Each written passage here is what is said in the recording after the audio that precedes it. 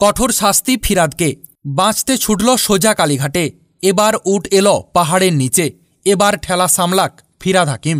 হ্যাঁ দর্শক, এই মুহূর্তের সবচেয়ে বড় খবর এবং পরবর্তী গুরুত্বপূর্ণ খবরগুলো সবার প্রথম পাওয়ার জন্য অবশ্যই চ্যানেলটিকে সাবস্ক্রাইব করে রাখুন এবং যুক্ত থাকুন আমাদের সাথে। শনিবার ধনধান্য স্টেডিয়ামের একটি অনুষ্ঠানে ফিরাদ হাকিম বলেছেন, বাংলায় আমরা 33%, কিন্তু দেশে আমরা 17%। আমাদের সংখ্যালঘু বলা হয়, কিন্তু আমরা নিজেদের সংখ্যালঘু মনে করি না। আমরা মনে করি উপরবালার আশীর্বাদে একদিন আমরা সংখ্যাগুরু হতে পারি। উপরবালার আশীর্বাদে এটা আমরা হাসিল করব। हम एक ऐसे कौम से हैं जो कौम बंगाल में तो हम 33% हैं, मगर हिंदुस्तान में भी हम सिर्फ 17% है और हमें माइनॉरिटी कम्युनिटी कहा जाता है। मगर हम अपने आप को माइनॉरिटी नहीं सोचते हैं। हम सोचते हैं अगर अल्लाह की रहमत है हमारे ऊपर, अगर तालीम हमारे साथ है,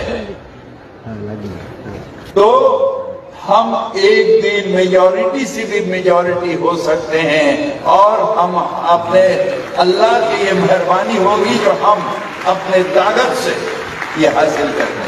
ফিরাদের এই মন্তব্য নিয়ে রাজনৈতিক চাপানোতর বাড়ার পরই এবার এক্স হ্যান্ডেলে নিজেদের অবস্থান স্পষ্ট করল তৃণমূল কংগ্রেস। এক্স হ্যান্ডেলে শাসক দল তৃণমূল কংগ্রেস লিখেছে, ফিরাদ হাকিমের মন্তব্যের সঙ্গে দলের কোনো সম্পর্ক নেই। দল এই মন্তব্যের তীব্র নিন্দা করছে।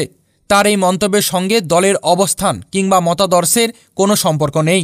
শাসক দলের আরও বক্তব্য, সাম্প্রদায়িক সম্প্রীতি, একতা এবং শান্তির প্রতি দলের অঙ্গীকার একদমই অটুট।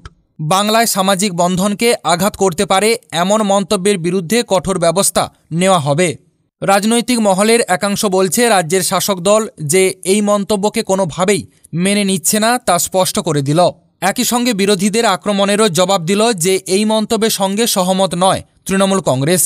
এখন ফিরাদের বিরুদ্ধে শাসক দল কী ব্যবস্থা নেয় সেটাই দেখার। আর এই প্রসঙ্গে প্রশ্ন করা হলে বিশিষ্ট আইনজীবী বিকাশ রঞ্জন ভট্টাচার্য আমাদেরকে জানিয়েছেন, এটা শুধু ঘৃণা ভাষণ নয়, ভারতে বাংলাদেশের মতো পরিস্থিতি তৈরির এটা একটা ব্লু প্রিন্ট। আর ভেতরে ভেতরে পিসি ভাইপো দুজনে মিলেই এই ব্লু প্রিন্টটা তৈরি করেছে। ভোট ব্যাংক বাঁচাতে সব কিছুই করতে পারে পিসি আর ভাইপো, এমনই মতামত পোষণ করেছেন আইনজীবী বিকাশ রঞ্জন ভট্টাচার্য। তো দর্শক, আপনারা আইনজীবী বিকাশ রঞ্জন ভট্টাচার্যের এমন মতামতের সাথে কতটা সহমত পোষণ করছেন? সত্যি কি ভোট ব্যাংক বাঁচাতে সবকিছু করতে পারে এই পিসি আর ভাইপো? তাছাড়া ফিরাদের বিরুদ্ধে কি ব্যবস্থা নিতে পারে তৃণমূল কংগ্রেস? এই ব্যাপারে আপনাদের কি মতামত রয়েছে অবশ্যই কমেন্ট সেকশানে কমেন্ট বক্সে জানাবেন। আপাতত এতটাই। পরবর্তী গুরুত্বপূর্ণ খবরগুলো সবার প্রথম পাওয়ার জন্য অবশ্যই চ্যানেলটিকে সাবস্ক্রাইব করে রাখুন এবং যুক্ত থাকুন আমাদের সাথে।